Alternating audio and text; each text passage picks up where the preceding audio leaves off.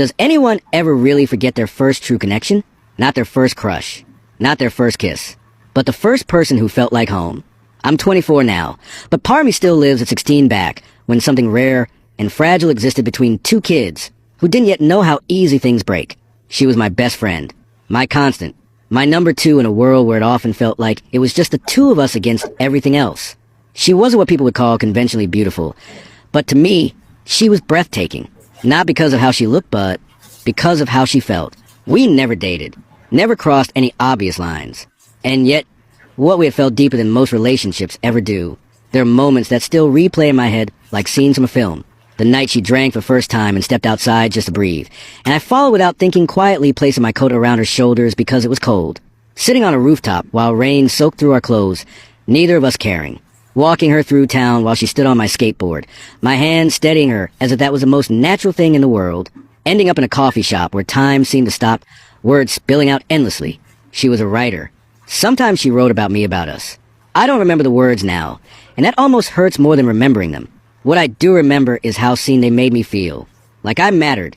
Like I was important in a way I'd never been before. We were just two shy kids, clinging to each other quietly.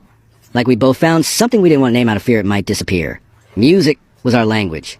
Similar enough to understand each other. Different enough to surprise one another. For weeks, we'd sit in her mom's car listening to songs, vaping, sometimes play wrestling, never sexual, never forced. I just admired her. The way she laughed. The way she looked at me like I was safe. One night we laid in the grass, staring up at the stars. I pointed out constellations, pretending I knew more than I did. When she named Orion's belt and the Big Dipper, I teased her dash. Are those the only ones you know?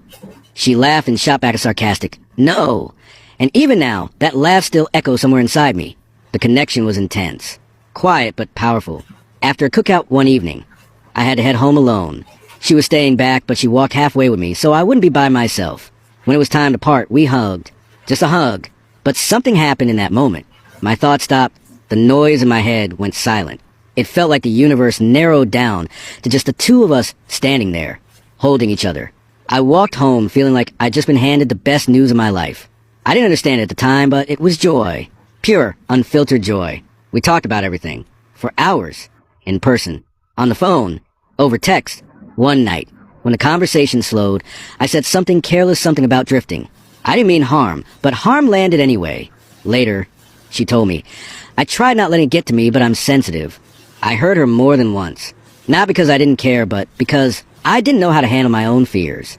Eventually, she went numb to me, and only then did I realize how deeply I needed her. By the time I understood, it was already